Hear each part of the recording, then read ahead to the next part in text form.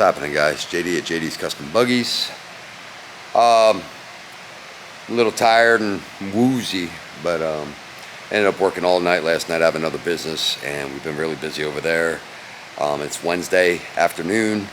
Loading up the trailer now to head out to Mesa MX tomorrow. Amber and I decided to leave a day early just because we haven't seen much of each other from working so much. That we could actually have a day before we get into the hustle and bustle of racing this weekend. So I didn't sleep last night. I actually worked. So I've been up for over 24 hours. I think I caught an hour somewhere at my desk of sleep. But I had this thought a while back. I own a YFZ450 and been wanting to try my hand at going out there and racing a little bit. Obviously not to be super competitive, but just to kind of get my feet wet. It's kind of, call it a bucket list thing. So been to Mesa before. The track seems pretty quad friendly. I know the quad guys go out there a lot for day rides and stuff like that. Figured it was be a good opportunity to go ahead and load it up and take it out there. I was hoping they would be open Thursday, the track that is, so I might be able to get a little seat time. That's not going to be the case. So basically my seat time is going to come Saturday morning at practice with all the other guys on the track, which makes me a little nervous. I literally have been on this bike twice. The history is I actually it's kind of tough. I had this in my mind two years ago and was hunting and found a clean YFZ, started corresponding with the guy on Facebook, and my father had passed away that week. Not knowing, started corresponding with the guy. My father passed away. Was basically going to let the guy know. I kind of let him know when my dad went to the hospital that I just wasn't sure about what was going on. The gentleman had messaged me 2 days after my dad passed. I was home. Told my, was talking to my wife about it, and she told me to go get it. She thought maybe it would help me keep my mind off things. She knows I like to keep busy. So my mind was to play around and race a little bit. I just enjoy racing of any kind. And so I took it out to the track once. That was literally the first time I'd ever been on a sport quad in my life. I've had it out for like a couple hours, locally, at some trails, but I really have no seat time whatsoever. Probably a stupid thing to do, but the only way I'm going to get seat time is just to get on it and go. So, I don't have plans of doing anything, probably gate drops. I'm going to let everybody else go through the first turn and just follow up. My goal is to finish the 3 laps, and on all 4 wheels. So that being said, this bike is bone stock. I'm gonna turn around and let you see it, but we'll definitely want to change the oil, which I'm about to do. And I actually bought some rear wheels for it, and I'll explain why. But I'll let you see the bike. It's a 2012 fuel injected YFZ450. Pretty clean. Kid said he rolled it once. I had bent bars when I bought it. I replaced the bars with some fly racing tapered bars. Fly taper pad. I think it came stock with pro tapered bars. Put some Torque 1 lock-on grips. I don't deal with them anymore, but I used to be a Torque 1 dealer. But I had these left over in stock, kind of like the color, slapped them on. I did not put the graphics kit on. That's the way it came. Did put the JD's Custom Buggy sticker on it though. So this, like I said, change the tires. So tires were wore out when I got it. Replaced the tires on the stock rims, and I don't remember. It's been so long. This bike's kind of just been sitting around in my storage. But I'll show you this too. It's a Pro Design air filter that I had bought for it. I'll fix that in a minute. So you basically have to put that, it comes with that flange, and you bolt that, you take the stock air filter out, you cut the hole a little bigger, it's got a template, bolt that up, comes with this huge foam filter, like the Unifilter style filter. and the outerwear. So just to help it breathe a little better. But other than that, it's stock exhaust, no tuner, no mods, bone stock, and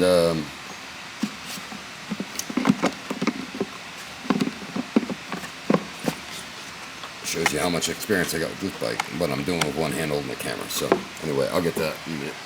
So most of the guys run like anywhere between 19 to 21 inch tires in the front. I've got 21s. They're STIs. Used to be an STI dealer too.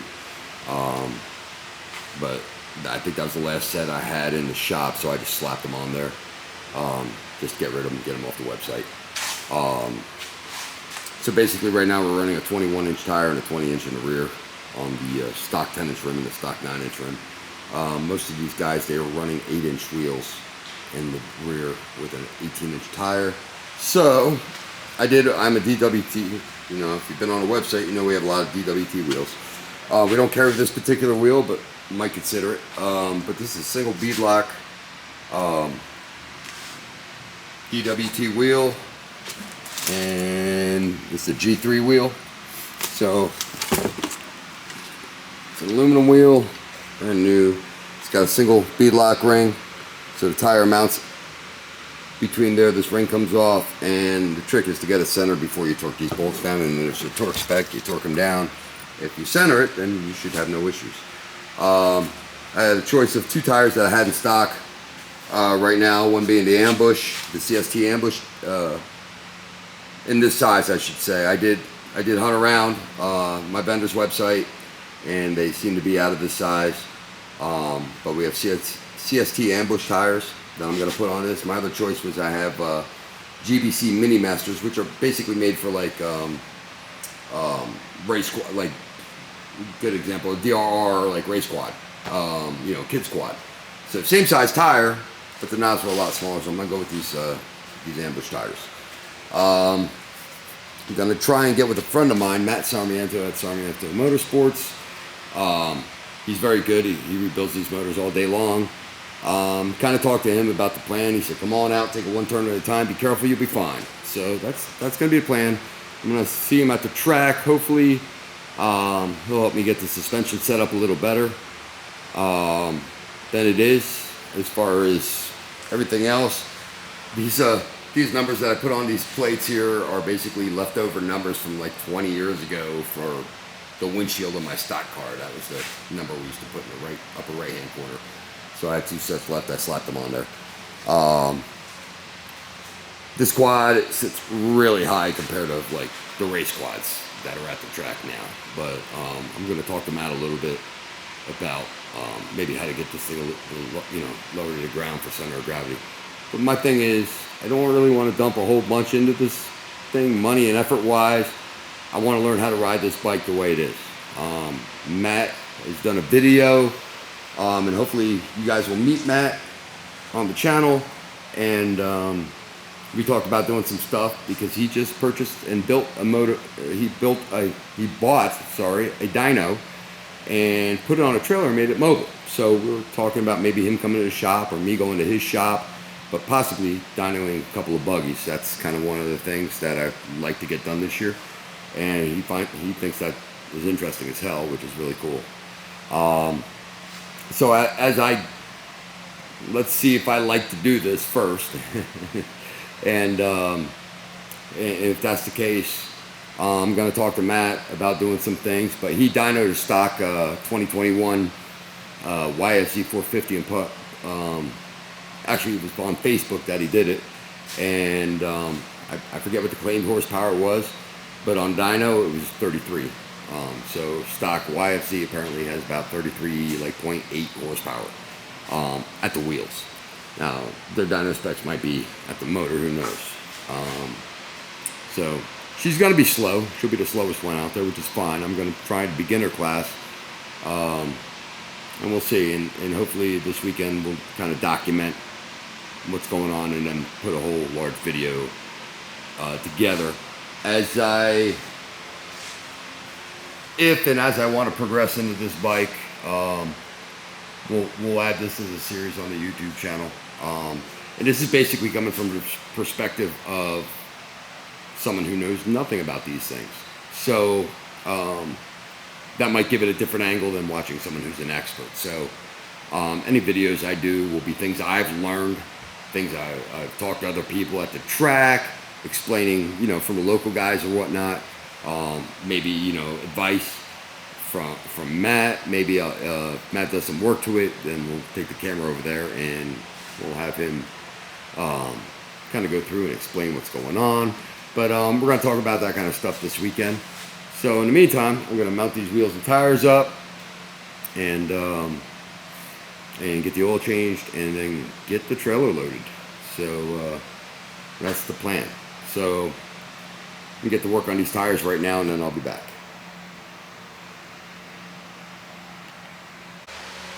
Alright guys, well, we got the oil changed and we got our tires and wheels mounted up, and I'll give you a look at it and see what they look like. This is my first time mounting bead locks. I've had, like, one of our razors has bead lock rings on it, but you can mount it either way.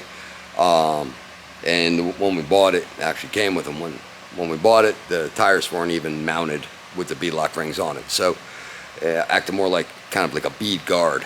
But these are true bead lock wheels, so it was interesting. Just got to make sure that the ring is centered in the tire.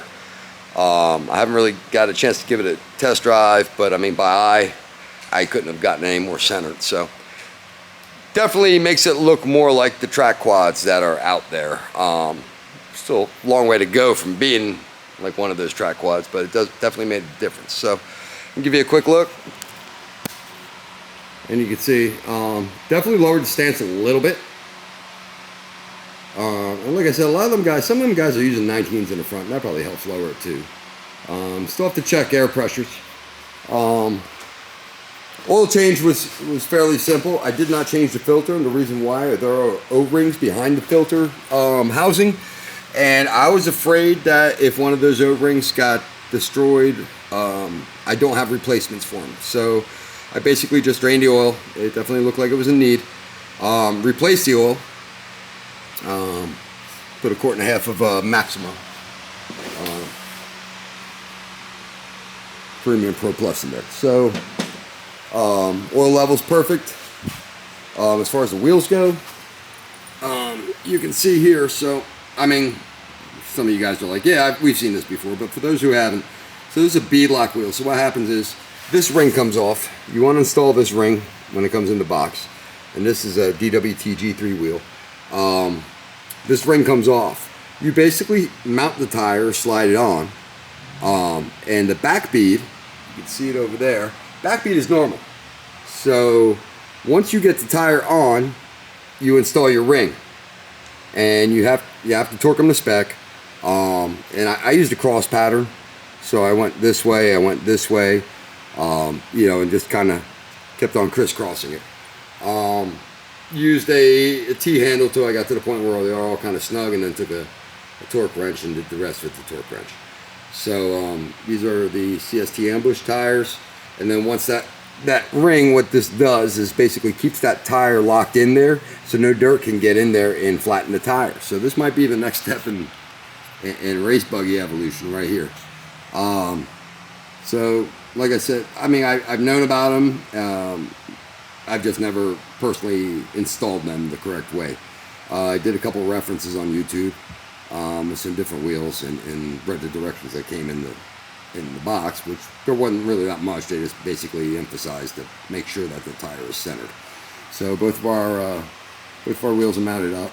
I'm gonna try and do some video stuff over the weekend. We'll kind of document this and just keep on going with it.